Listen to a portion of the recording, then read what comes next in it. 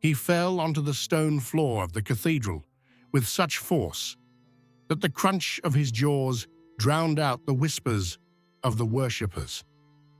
Following the dull thud, there was a wet, unnatural sound, and from his wide-open mouth, saturated with blood and the viscous darkness of internal decay, a human eye slowly rolled out.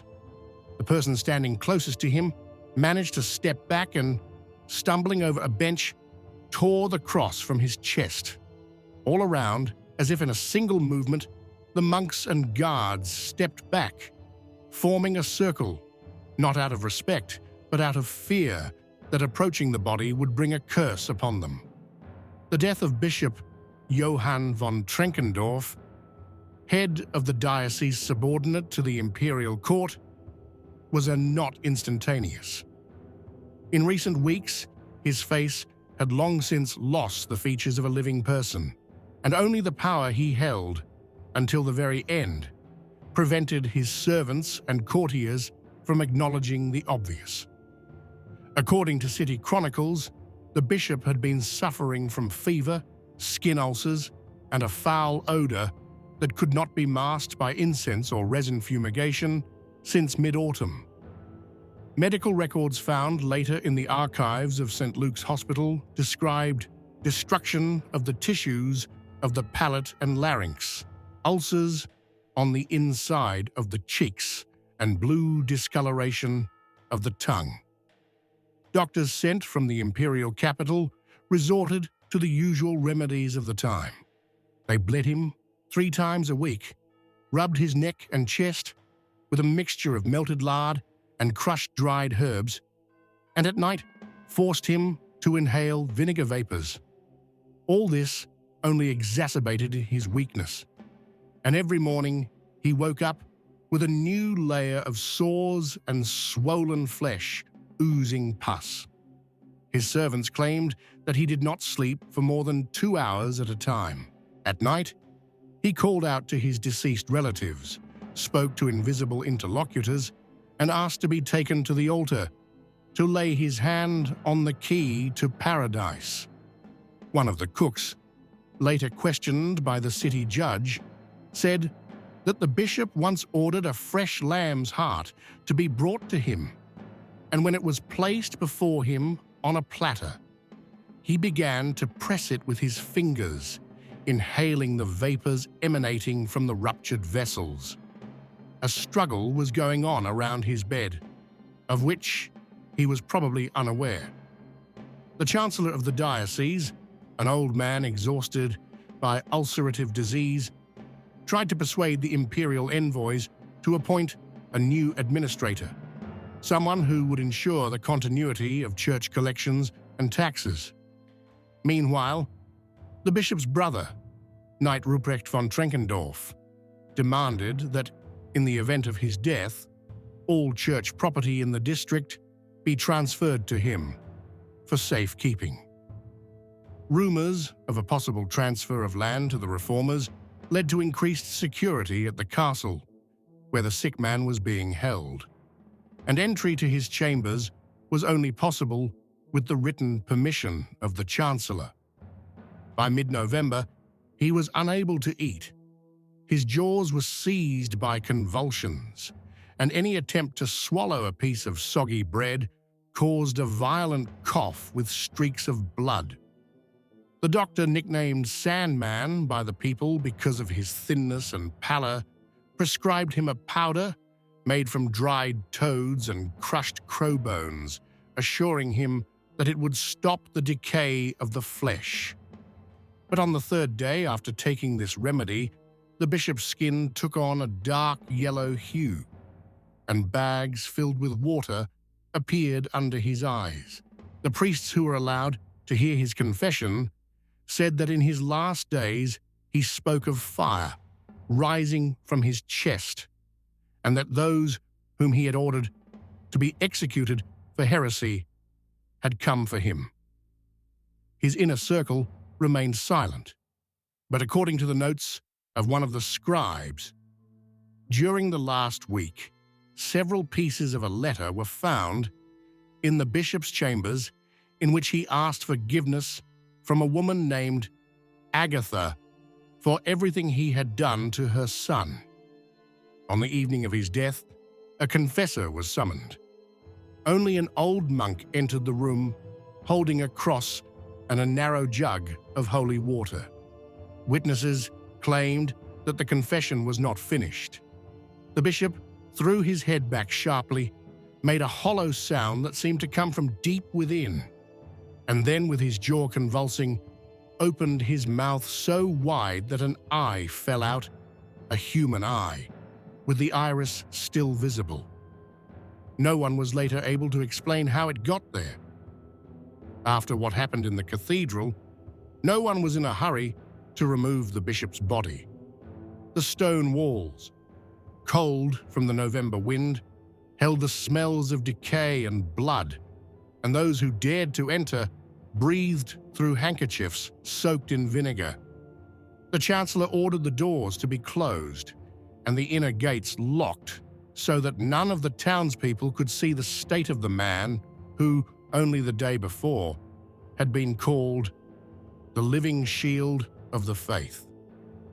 Prayers were read over the body throughout the night, but the monk assigned to keep vigil later admitted that he had heard a quiet, crackling sound coming from under the shroud several times, as if something was tearing or moving inside.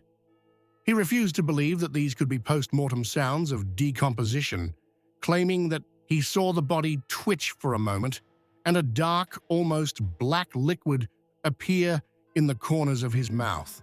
No one dared to cut the bishop's clothes to prepare him for embalming, even though they knew that with every passing minute, the body was becoming heavier, saturated with moisture from within. The doctor, the same thin Sandman, insisted that an examination be carried out immediately, otherwise by morning, black fever and abdominal swelling would make transportation impossible. He cut open the burial clothes and exposed the chest. The skin in this area was already peeling off in layers, revealing grey muscles, and the ribs seemed about to break through the thin fabric of the flesh.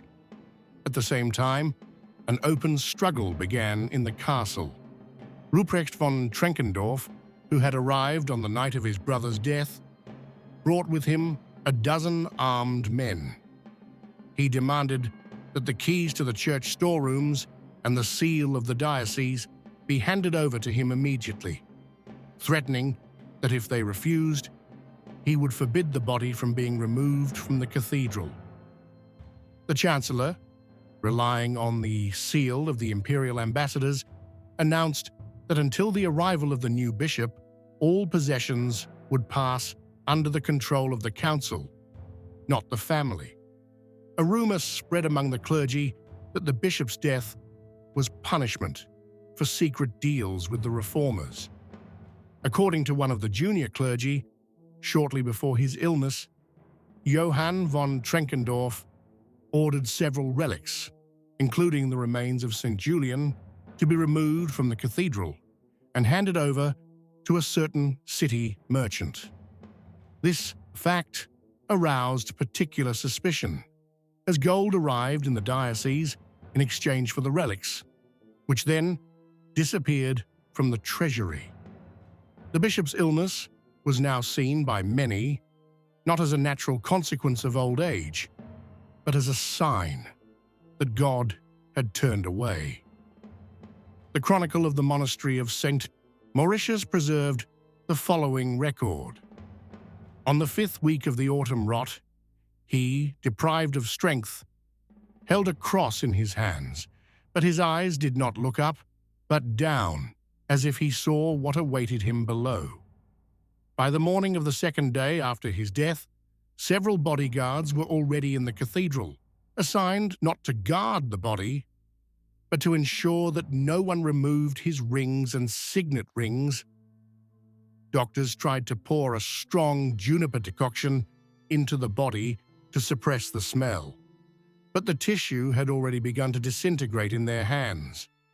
When his mouth was opened to remove the eye that had fallen out the day before, it was discovered that his throat and palate were completely destroyed.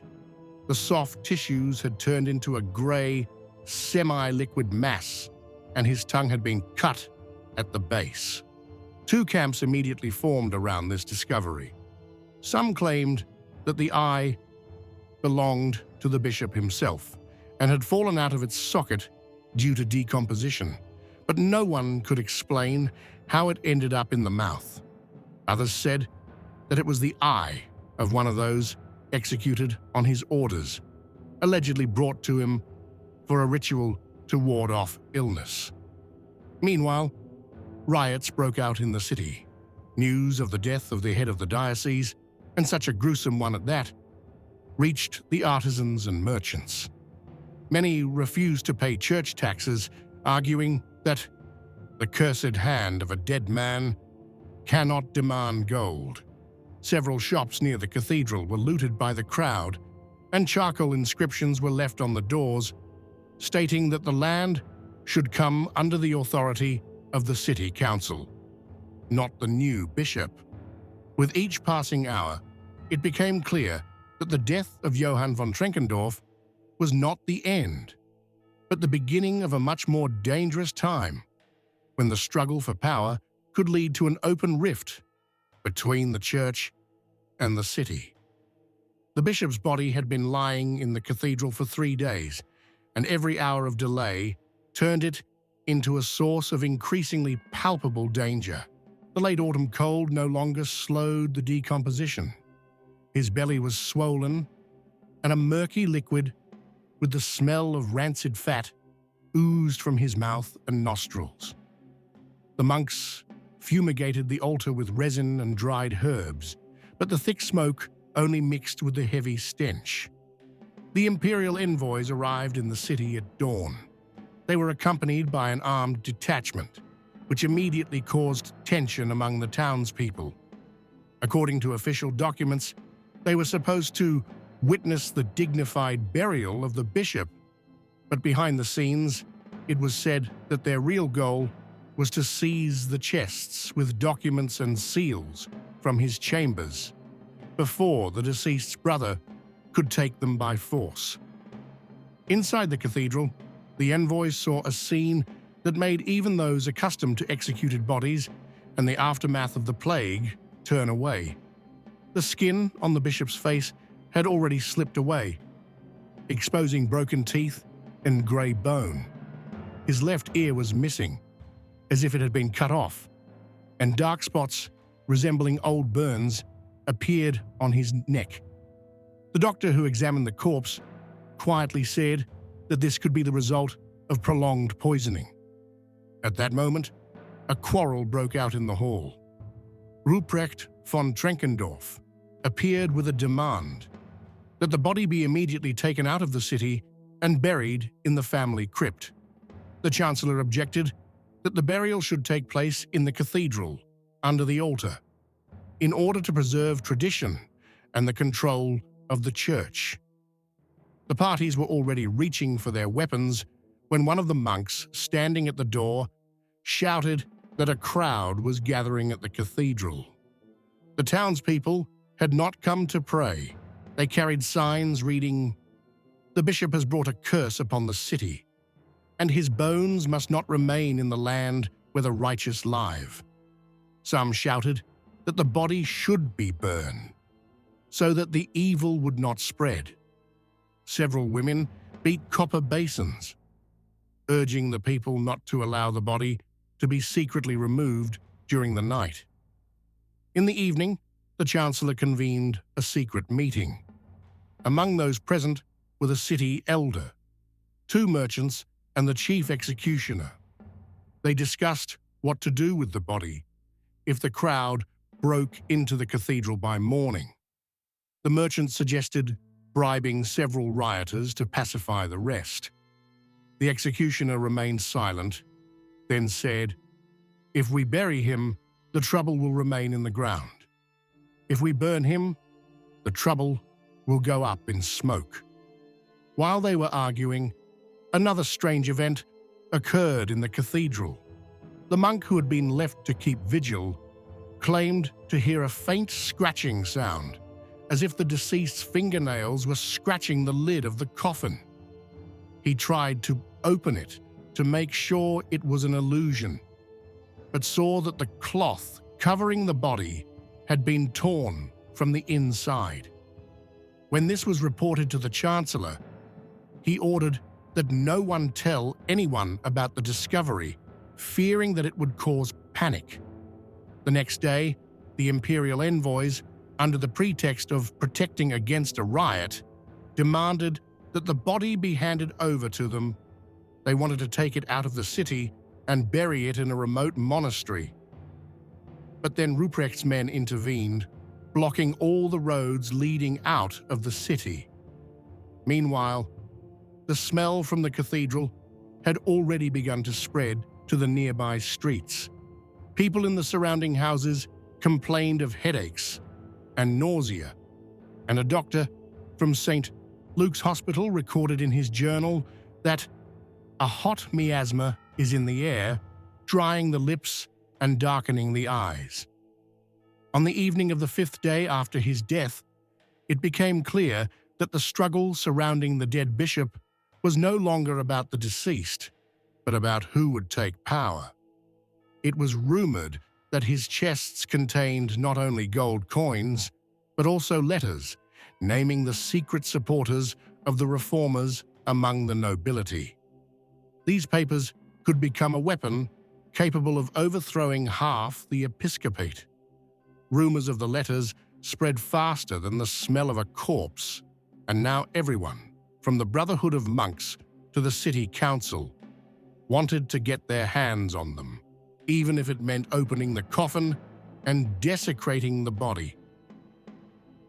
Would you like me to move on to the 4th part, where the struggle for the letters and the bishop's body escalates into outright violence, and the funeral turns into a bloody confrontation?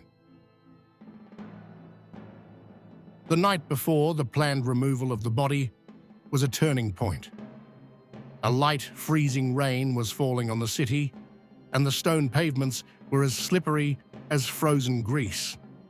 Armed guards stood watch at the cathedral, but inside the building there were only 2 monks and a clerk who had been instructed to keep an eye on the seal on the coffin. Around midnight, Ruprecht's men made their way through the side doors. They carried dim lanterns wrapped in cloth so that the light would not be seen from the street. Hearing footsteps, the clerk tried to go out to them with a cry of protest, but was knocked down and stunned by a blow to the back of the head. The monks, hearing the noise, rushed to the altar, but one of the attackers, brandishing a long dagger, ordered them to be silent if they did not want to share the fate of the deceased. The coffin was opened in a matter of minutes. A pungent, almost metallic smell hit the nose, a mixture of rot and old blood. The bishop's face had deteriorated even more over the past few days. His skin had turned black, his forehead was cracked like dry clay, and a thick, viscous liquid oozed from his eye sockets. When one of Ruprecht's men tried to lift the body by the shoulders, a dark substance spilled out from under the ribs with a sloshing sound, which echoed in the silence of the cathedral like a blow to the ground. Their goal was not the remains, but the chests standing in the side sacristy. The key to them lay in the folds of the burial shroud. No one wanted to rummage around in the sticky, decaying fabric for long, so one of them simply cut off a piece of the shroud, along with the key, and threw the body back into the coffin.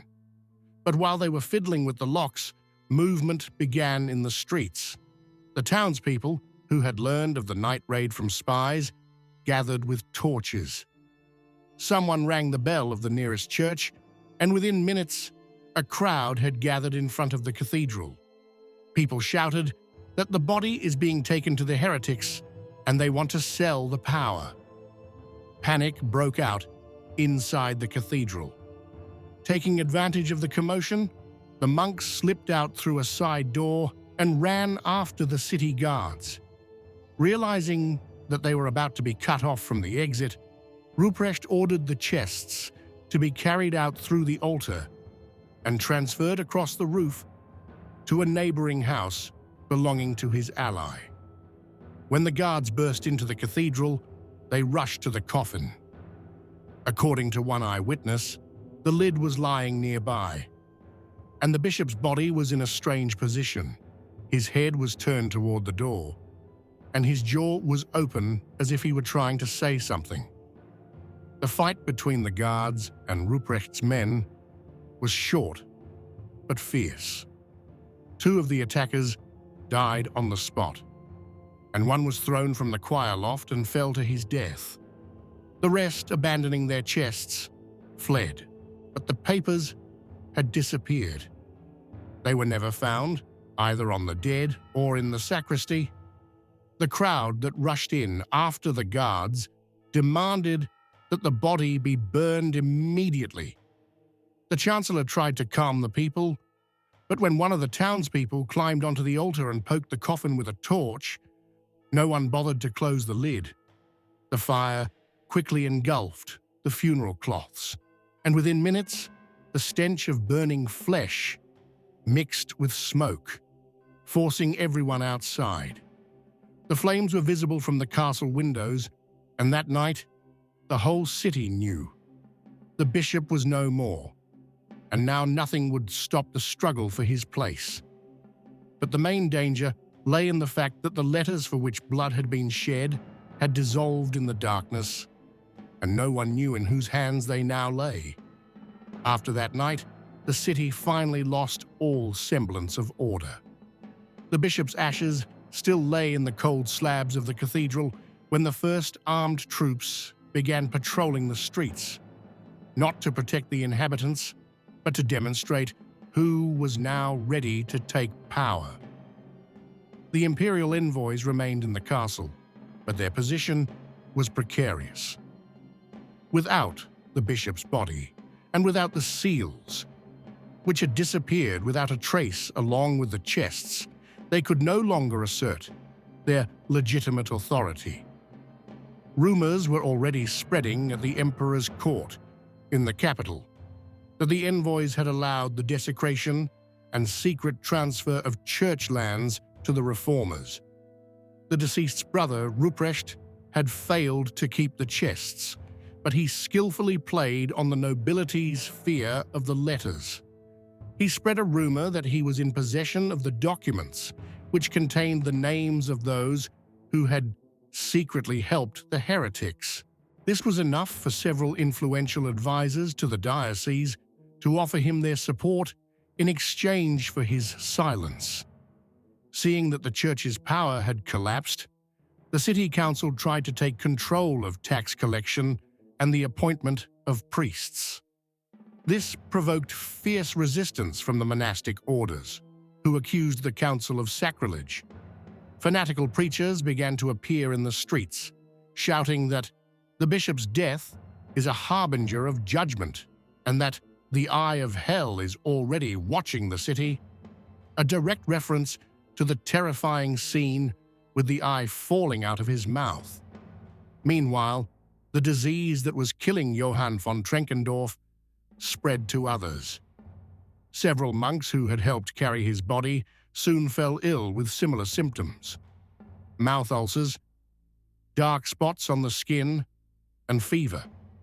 Doctors advised them to leave the city immediately, but rumors of contaminated land only intensified the panic. Reports compiled by the chancellor reached the imperial capital. One of them said, "We have lost everything: the body, the seals, the gold. But the most dangerous thing is that the letters have been lost. They could destroy the trust between the church and the crown." These words proved prophetic. Within 2 months, riots broke out in neighboring lands, openly demanding the separation of the church from the emperor's power. The death of the bishop, who had been a symbol of unyielding faith, did not strengthen the faith, but weakened it. The people saw him not as a martyr, but as a damned man who died in disgrace. And this became a convenient banner for opponents of the church order. A year after his death, a new bishop, appointed from among the supporters of the reformers, ruled the city. The cathedral was rebuilt. The old altar was removed and replaced with a new one, cleansed of the past. But in the folk tales retold in taverns and at fairs, the memory of that night still lived on, when a human eye rolled out of the mouth of the dying Johann von Trenkendorf. And from that moment on, a rift began that neither power nor faith could heal.